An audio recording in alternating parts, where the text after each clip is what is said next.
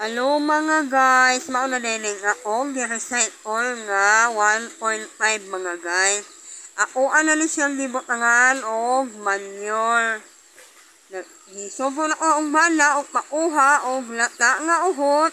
Ug akong anak ako gisubo og pauha og mga tais tabaw mga guys. Mao na siya guys, mauna na siyang gisudlan mga guys. Ako na siyang amnan o sibuyas dahonan. Mauna siya mga guys. Nagpalit ko sa merkado. Kaya mahal na itanom na ko mga guys. Lami ako nagpananom kaya nag-uwan-uwan na mga guys. O kahon mga guys, ako na din gitisok. Magpahuman na ako mga guys. Ubot ang anak mga guys.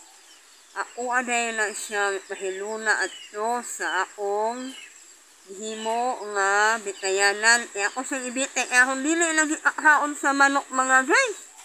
Anawa mga guys, anawa ha. Ngalion ha ang teknik, mahadili haon sa manok mga guys.